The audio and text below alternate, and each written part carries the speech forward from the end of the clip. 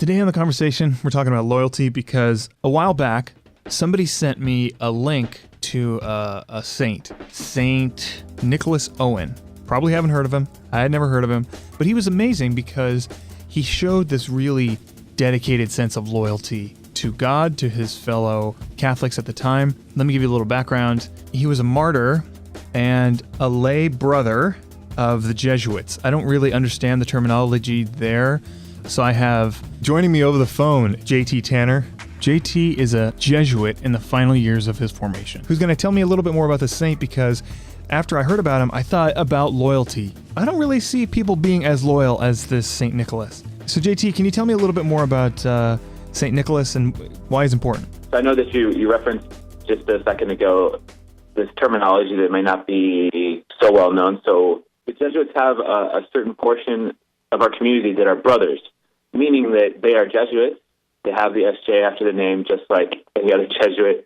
They do the work of the society, but they're not priests.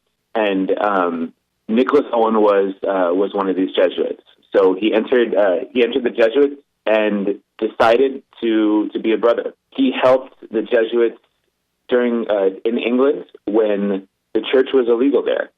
So under Henry VIII, as we all know, the Catholic Church was kind of disbanded or expelled from England, and it became the Church of England, also known as Anglicans, later on to be known as Anglicans. And under Elizabeth I, Catholics were persecuted.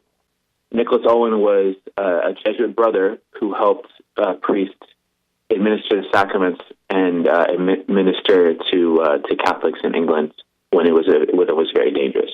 So that's a little bit of background on Nicholas. That's cool. So the thing that got me thinking about after I heard about him, I haven't heard a story about, and maybe I'm not looking hard enough, I haven't heard a story about somebody dedicating their life in this way to God, willing to minister in a time when that's not possible, when it's illegal, willing to die for their cause. Sure, we hear about martyrs from a very far off distance, right? This is happening in a different place. This is not happening here.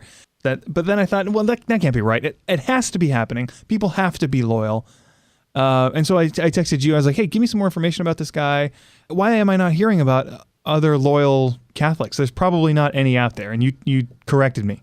I think the reason you don't hear about it is because it's very thankless work, you know. And I'll say a little bit about Nicholas Owen, and then I'll tell you when I was thinking about Nicholas Owen, it actually made me think of the people that I worked with on the border. And I'm going to get a little bit political here because watch out. Right? Yeah. So Nicholas Owen, the main thing that he did was he made these cubby holes. They called them priest holes. So that if English authorities from the king came in suspecting a house to be holding a priest, they'd look around and they would not find the priest anywhere because his hiding holes were so good. He designed them so that they would blend in with like the natural architecture of the house, with like the natural patterns of the wall, and then the priest would hide in there until the authorities left. And they say that he did like hundreds of these all over England, and that they're still finding some today. That's how well they were hidden, and that's what he was arrested for because he was helping priests hide from the authorities. Now I put it in that context because when I worked on the border, I worked with people who it's a very different context, very different political situation. But I worked with people in the church, religious, meaning like part of a religious community, priests, nuns, sisters, a lot of lay people that were willing to do things that were illegal to help people, families trying to get over the border for a better life, families that were being exploited by drug traffickers there, families that were being mistreated by Mexican and U.S. authorities. It's not just U.S. authorities that these people are afraid of, but Mexican authorities. And I've heard a lot of stories of the farmhands there that are on the U.S. side. When people kind of wander through their property, especially mothers and children, families, they'll put them up for the night and give them food and water. And technically, these things are illegal.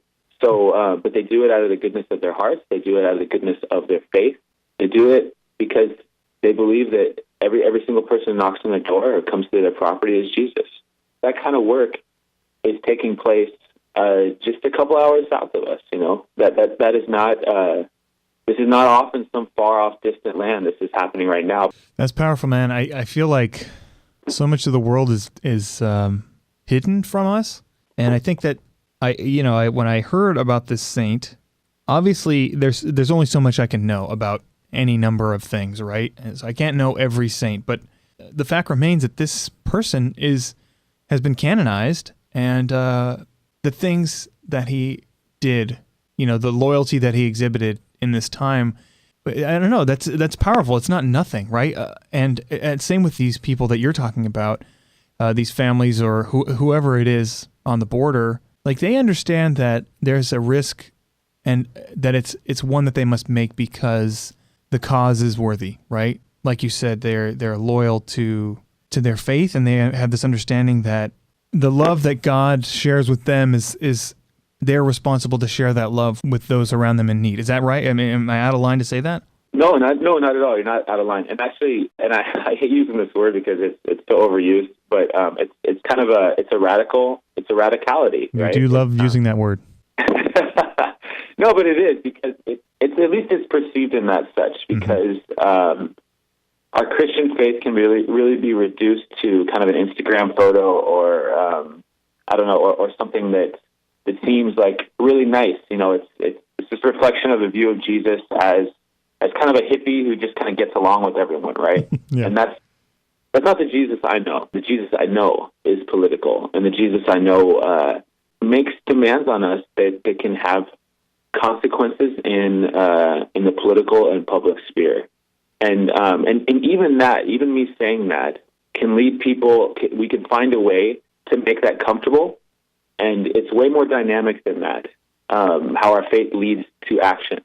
It's way more. It puts a demand on us that's way more in dialogue with what is happening in the actual moment. And the people that do the kind of work that I talked about are really responding to a need. Those are a couple of examples of people that, like, their action comes from something that's perceived in the present moment, from a suffering that they see, and then it manifests itself into actions that may be called radical, but in some Catholic minds are just the logical conclusion. Well, what you're talking about sounds extremely hard to do in practice, right? It's one thing to say, I support whoever, or I will do whatever it takes to follow God, to follow Jesus. So coming up next, I've got somebody who lives right down the street from you, maybe, who's not so unfamiliar to you. She's got a story to tell us about how she is loyal. Detective Julissa Trapp is going to tell us about how she caught a serial killer and her dedication to her faith. Stay tuned.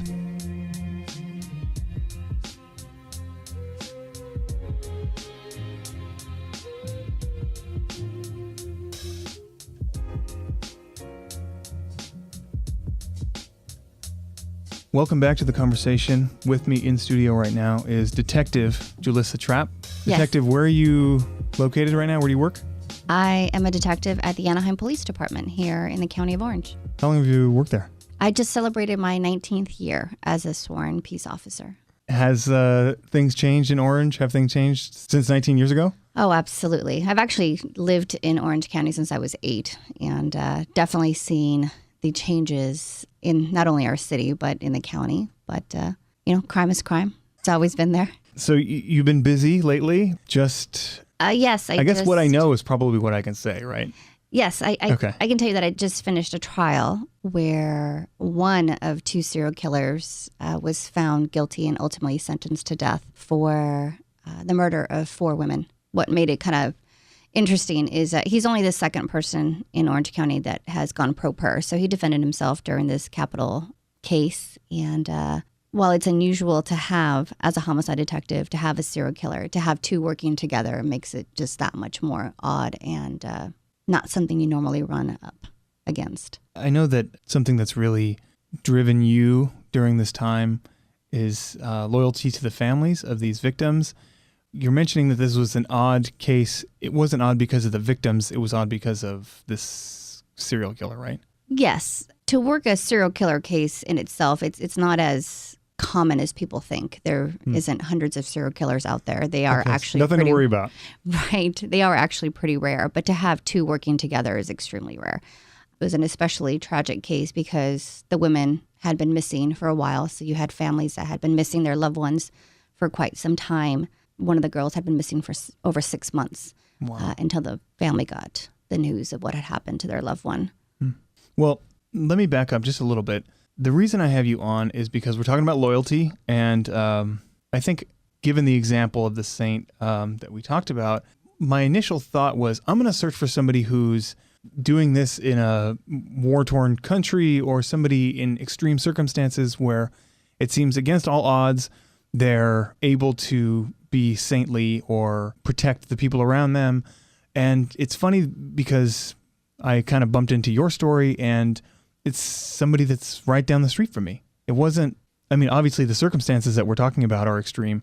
I don't know. This isn't a war-torn area. It's not like the thing that I was looking for, I found here in my backyard, in the sense that I wanted somebody who was loyal to their faith, loyal to their community, and to the people that they surrounded themselves with. And it seems like an obvious connection now to find a police officer, but at the time it wasn't. And so can you tell me about, I mean, obviously every buddy cop movie will tell you how important loyalty is, but how is it important, or how does it, because I know you weren't the only person working on this case, how important is it to be loyal to your fellow officers? And right. Can you tell me a little bit about what is required as far as loyalty goes?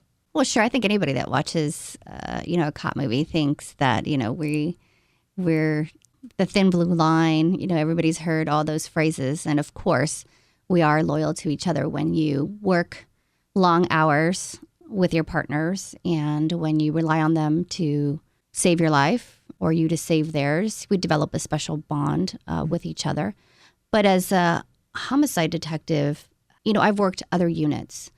But when you are tasked with working the death of someone, the burden is heavy, and there's the responsibility to that family is immense. And there's no greater honor that can be bestowed on a detective than to investigate what happened to a life.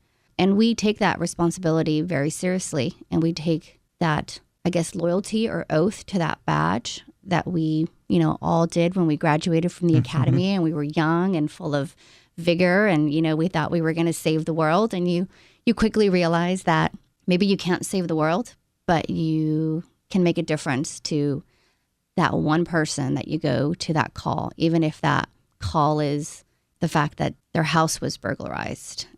And that's what happened to me. My house was burglarized and a police officer came to my house and I was distraught. And, he gave me a sticker that said junior policeman on it. And I just thought, wow, this horrible thing just happened to my family. And here comes this savior and he's going to make everything okay. And I just thought that sticker was the greatest thing. And I remember telling my parents that when I got old and when I grew up, I was going to be a policeman. My teacher would tell me, oh, no, you want to be a policewoman? And I would say, no, I want to be a policeman. Keeping that same drive has been one of the things that keeps me going, and realizing that just that little act of kindness that that officer gave to me, if I can do that in a day-to-day when I talk to or come in contact with the public is important. And as far as loyalty to our officers, or to each other, when we work a case, it's not a joke. We do work 48 hours straight. So not 9 to 5. No, it's definitely not 9 to 5. And we do spend a lot of time with each other. And, every case isn't my case. So, when I'm working my partner's case, he expects and I provide the same drive and enthusiasm as when he or she's working my cases. And that's what's made, I think, our team over at Anaheim Police Department very successful. We have a very high clearance rate. That's something we're very proud of. And the loyalty that we all show to our victims, that it doesn't matter, unfortunately, who's lying on that ground. Everybody is the same. Every victim is the same. It doesn't matter if it's a 15-year-old kid who unfortunately got into the gang world. I have to go tell his mother that tragically he's been shot by a rival gang member. Or if it's a girl that happened to go into a world of darkness and prostitution, and was killed by a serial killer. We really truly believe our loyalty to those victims, it doesn't matter what they were, and we pass no judgment. And our job is really to find the truth and to get to the bottom of it regardless. Right. Well, it sounds like you and your fellow officers have a really deep understanding of and appreciation for human life. And that sounds like the motivator. Beyond this being just a simple job for you, it sounds like that realization that, this person needs to be brought to justice, or you want to honor the person that, the victim of whatever crime. It sounds like there's a deep understanding. There's a lot of people linked to this, like you said, the person lying on the floor or wherever you find them, because they're going to be affected, right? And it sounds like, again, this goes beyond just being a job, and you become affected. You actually are touched by, would you consider that the case? Absolutely. And it is funny that, a group of us that are so unfortunately connected to death do have an immense respect for life and anybody's human life. It is really so precious, and it is a gift.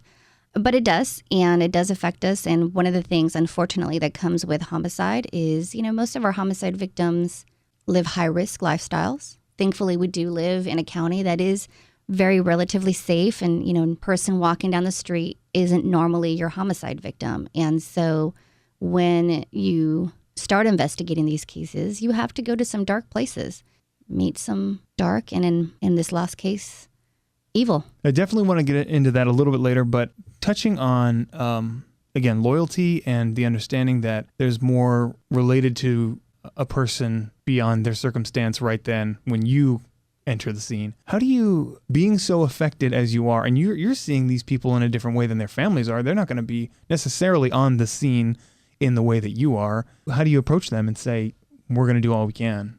I think when you're genuine, it portrays and people can see it. I learned very early on not to make promises that you can't keep. And that's especially important to these families. But one of the things that, and it is a genuine promise, is that I'm going to do everything that I humanly know possible to do. And I think when you just speak to them really from the heart, and you let them know, like, yes, I'm a detective, and yes, I'm the police, but I'm a human, and I care for your son or your daughter. And, I have my own little special way of connecting with the victims that sometimes I don't tell the families up front what I don't want to say it's a ritual, but my practice and how I stay motivated and how I stay driven to try to find the truth for each individual victim. Can you tell me about that practice? Sure. I'm a first generation Mexican. My parents came from Mexico, and, I had two very traditional Catholic grandmothers that prayed the rosary on a regular basis, and I have very fond memories of them taking me to church and teaching me how to pray the rosary. And, for me, it's very soothing. And I think when I don't want to say lost, but when I run out of ideas and I need some kind of meditation or just to kind of calm my mind and silence my mind, I've always gone to praying the rosary. There's something just calming about it. When I started working homicide, I knew the type of person I am, I need to be connected. That's what keeps my drive going. And so I chose that when I have a homicide victim or a case, that I will choose a rosary for that individual. And I try to pick a rosary that maybe it's that victim's favorite color, or maybe there's... Oh, you mean you go out and I will physically get another one. Go buy one, yes. And it is unique and special to them. Within 24 hours of their death, I will pray a rosary for them. And I will continue to pray a rosary for them as I am actively investigating that case. If it takes me a while to solve that case, and, hopefully it doesn't, but it has at times, I will pray the rosary for them on their birthday, on the anniversary of their death, with the hope that it'll lead me to somewhere new. And sometimes that's, like I said, it's just a way of calming my mind, and maybe it'll help me think of something or a way to put a piece of puzzle together that I didn't see. And it is, for me, I have found a way that has led me to the right places. And then when I'm done, and I feel I no longer need it, then even if the family isn't Catholic, I give it to them, and I tell them that this is what I use to pray for their son or daughter, and that, even if they're not Catholic, that I wanted them to know that they were never forgotten and they were ever present in my mind. It's been received pretty well, I guess. Yeah, I'm sure, because again, I think my thought was that people on the force, this is their job, right? Just like I have a job. This is just, they don't care necessarily.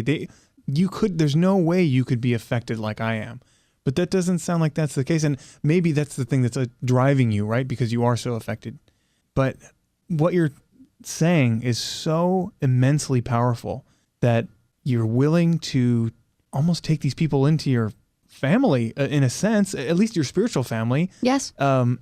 That connection that you have with Mary and the Rosary, do you feel like that eases the pain at all? I mean, I'm sure at the end when you're handing this family the Rosary, do you feel a weight lifted because, I mean, you've somehow redeemed this person and honored them?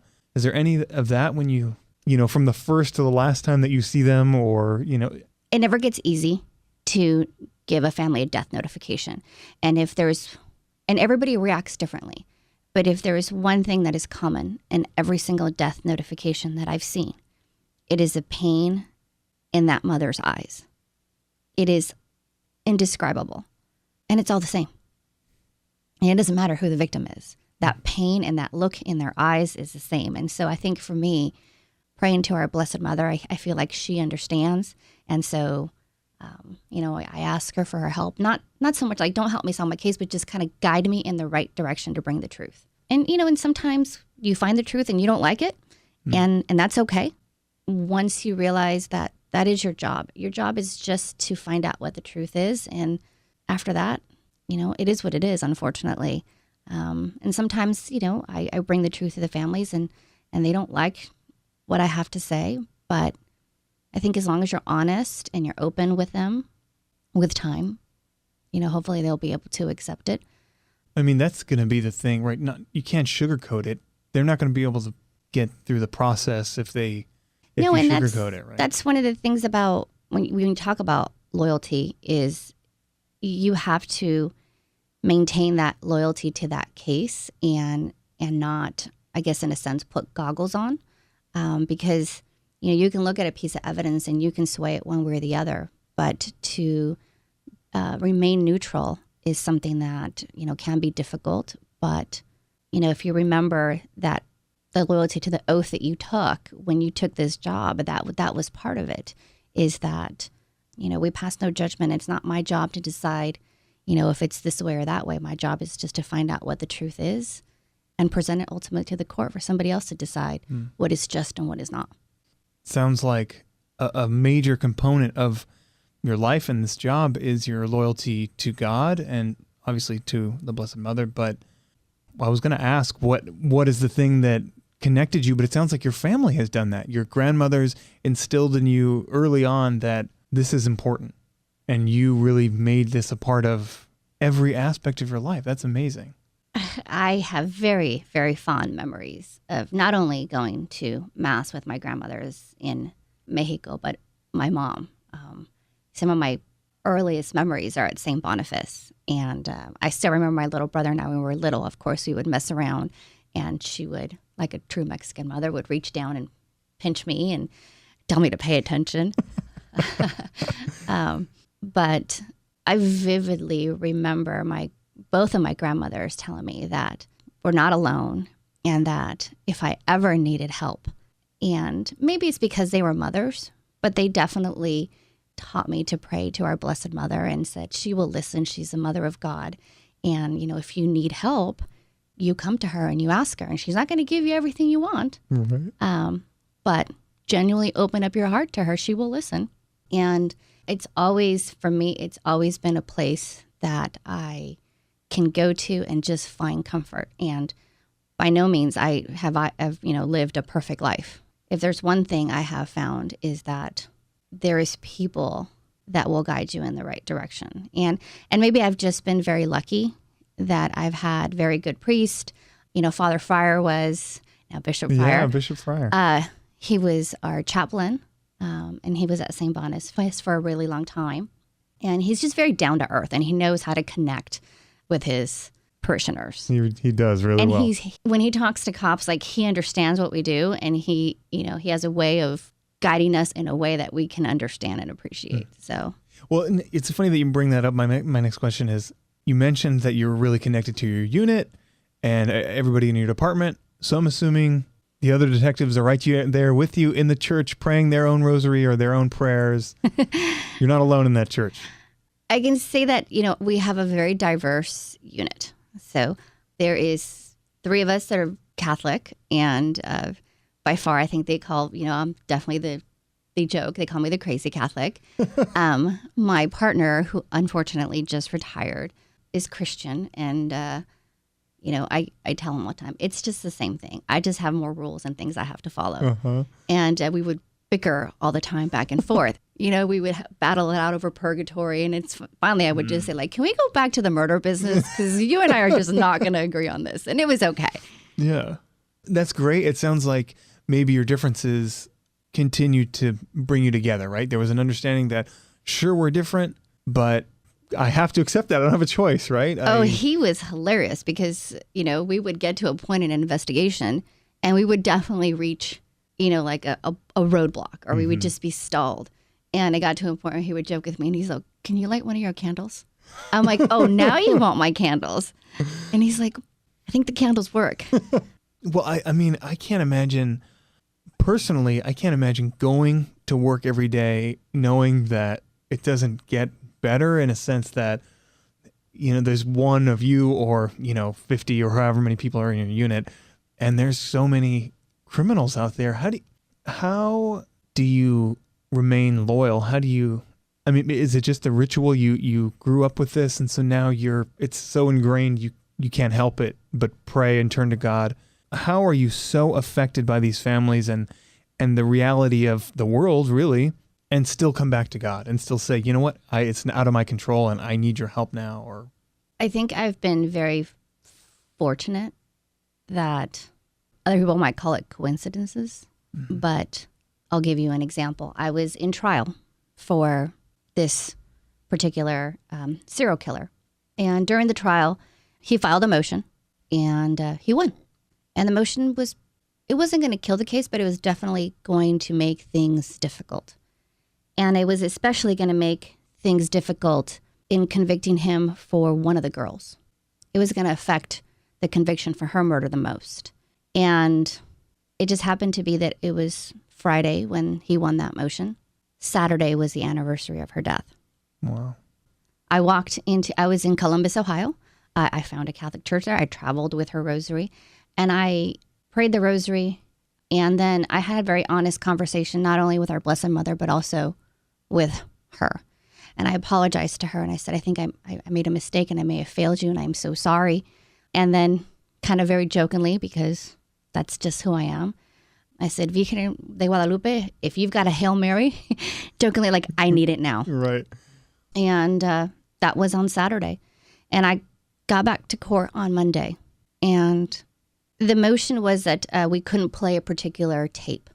It was his confession. Wow. Pretty devastating, right? Right. I did not feel very, good after I had lost that motion. And, the weight of what had just happened. And I came back Monday, and out of nowhere, he decided that he wanted to give me another interview. Huh. I honestly could not believe what was happening. Sure. I said, you just got one thrown out and now you want to give me another one? And he's like, yes. In the end, he ended up wanting to play both of them. And I still remember looking up and saying, I asked for a Hail Mary, and oh my goodness, did I get one. Right. Amazing. People could think like, oh, well, that's just, it's not a coincidence. Right. It goes way no beyond way. that. It's, you go and you ask, and if it's the right thing, then he hears you. What I think is really interesting in your account of your connection with this family is even deeper than I thought it was. I understood that it was a deep connection, but you're speaking to this person with the intention that, like I said, you've made this person part of your family, part of your life. I don't understand how you could do that with somebody you didn't know, somebody that, I can understand, hey, Mother Mary, I need your help. I want to honor this person, but you've taken it to the next level And you can visualize this person, and I don't know, I'm assuming you're on your knees begging for justice for this person. That is incredible in a way that I wouldn't have assumed. Again, for somebody who this is their job, right? How can you be so affected? I think, well, part of the reason, and I know part of the reason, is that, like I said, you pray, and you're not always going to get what you pray for and what you wish for. And part of truly remaining loyal to your faith is understanding that. And I got a big test. My husband and I tried to have kids for a very long time.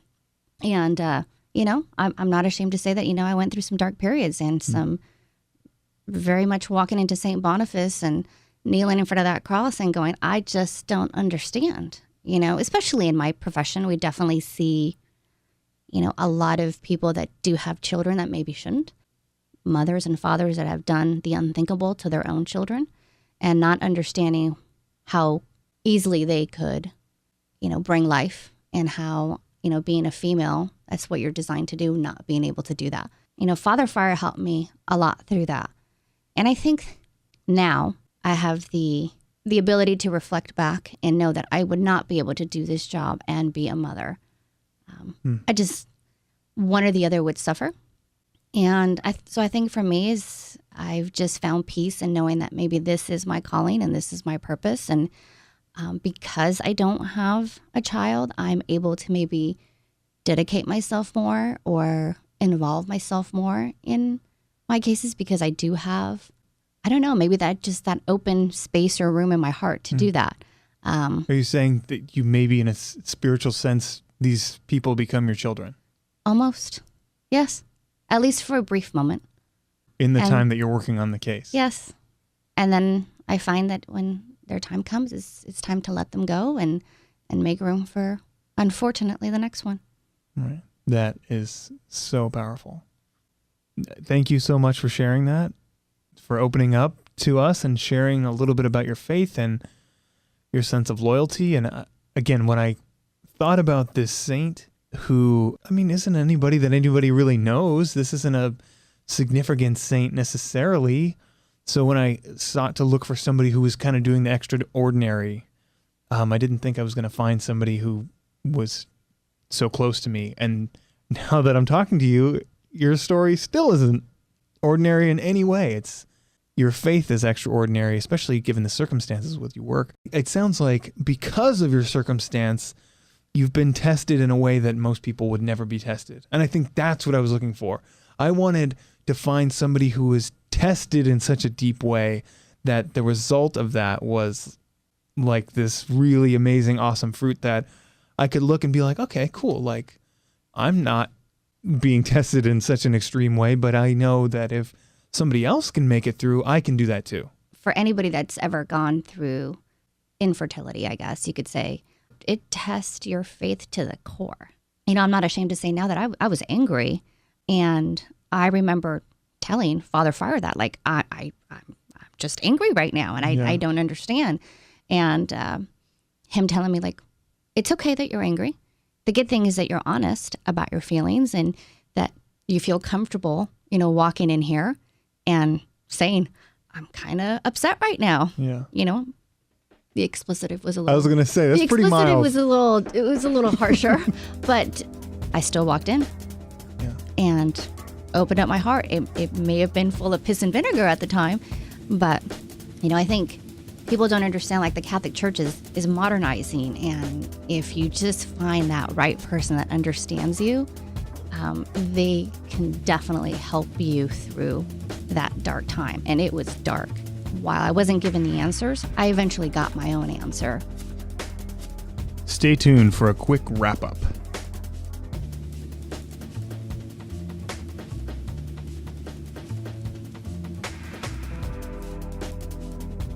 As I talk to more people about this episode, someone brought up a point that I think is very important.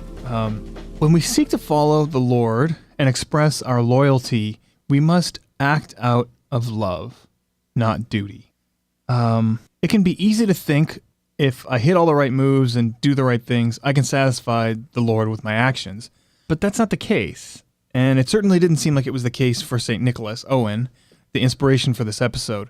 This man was martyred for his beliefs, and though little is known about him, he's still an inspiration for us and challenges us to live out our faith.